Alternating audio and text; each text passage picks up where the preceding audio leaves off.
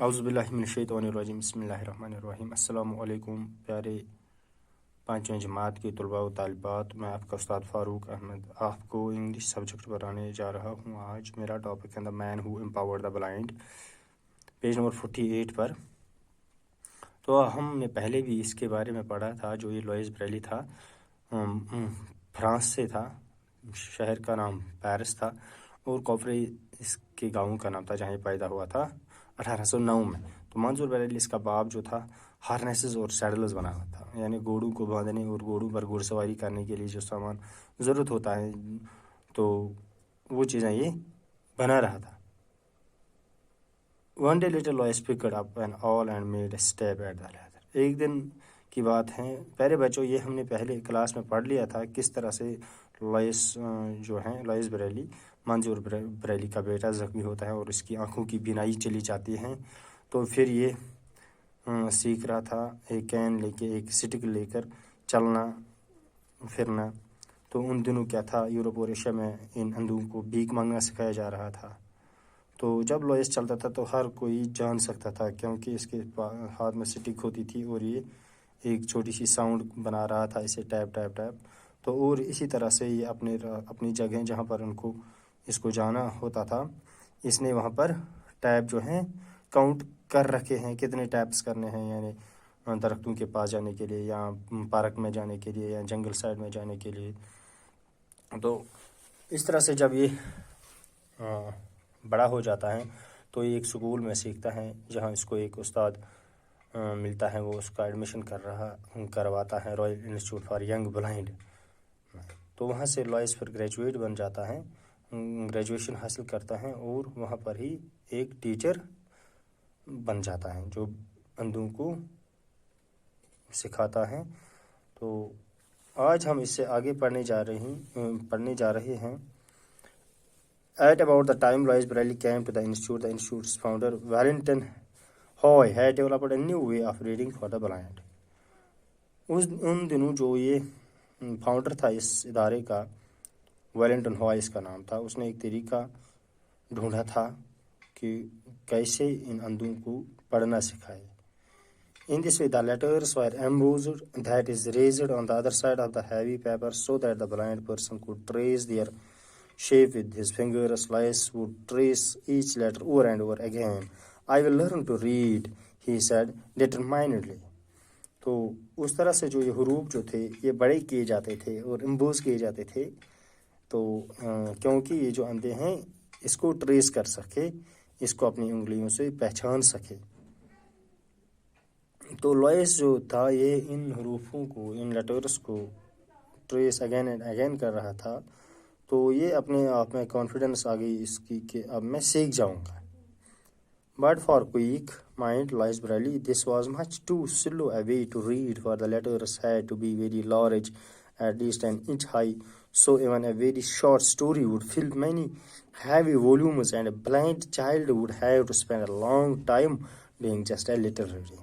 تو لوئس بریلی جو تیز دماغ والا تھا، تو اس کو یہ جو طریقہ تھا یہ اس کو سلو طریقہ، ایک ایسا طریقہ لگا کہ جس کو پڑھنے میں بہت ہی ٹائم لگتا تھا اور لیٹرز بہت بڑے ہونے چاہیے تھے، تقریباً 1 انچ جو تھے لیٹرز بڑے ہونے چاہیے۔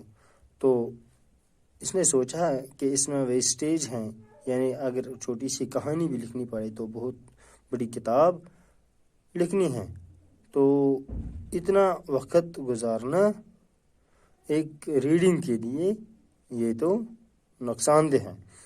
Besides, it was hard and expensive to print books with embossed letters, so there was very little for the blind to read. For long or important books, a blind person had to depend on friends to read out to him. تو اس طرح سے یہ expensive تھا، اس میں خرچہ بھی بہت تھا، کیونکہ بکز ایک چھوٹی سی کہانی کے لیے بڑی بڑی بکس بنانی پڑتی تھی، بڑے بڑے لیٹرز بنانے پڑتے تھے۔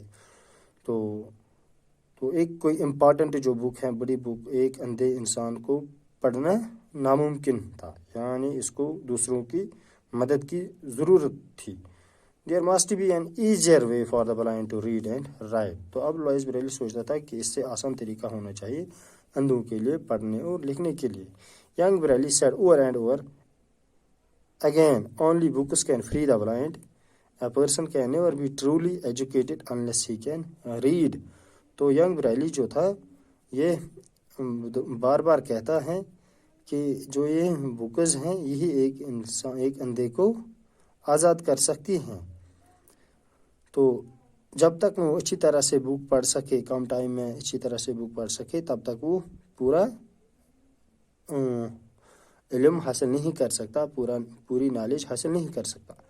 Lois was only 17 years old when an idea struck him that there must be an easier, quicker way for the blind to read than by trying to feel all the way around each letter.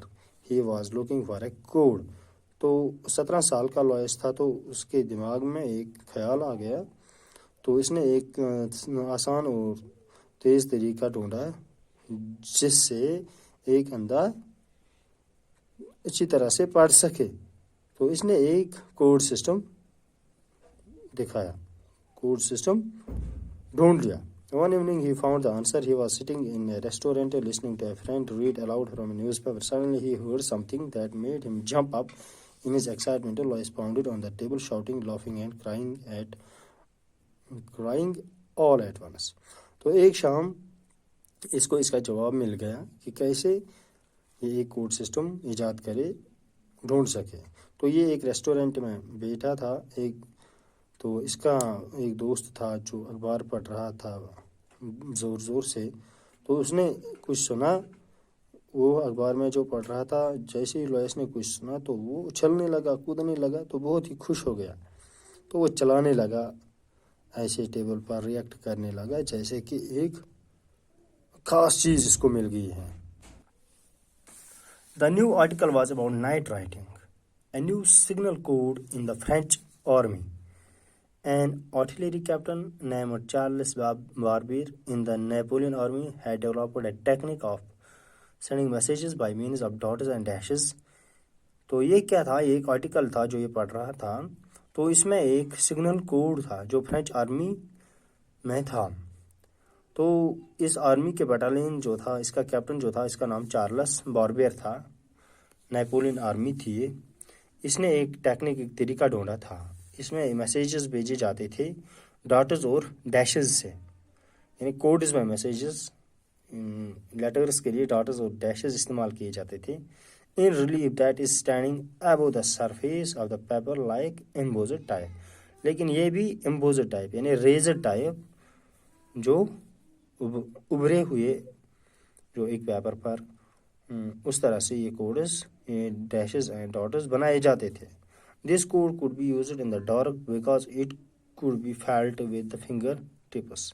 تو یہ اندھیرے میں، یا اس کو بولتے ہیں رات کو بھی، ہم بنا لائٹ کے، بنا روشنی کے پڑھ سکتے تھے، فیل کر سکتے تھے، جیسے امبورس لیٹر کو انگلیوں سے ٹریس کیا جاتا ہے.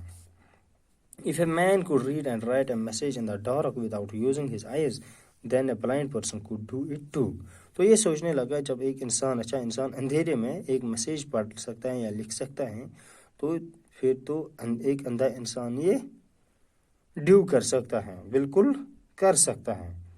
Lois met Captain Barber, who explained his code to him. He punched some holes in a sheet of paper with a simple awl not too different from the one that had cost him his sight. تو یہ جو captain barber تھا، اس نے ایک اسی طرح کا آل ایک لیا اور یہ سوراخ بنانے لگا ایک پیپر شیٹ پر.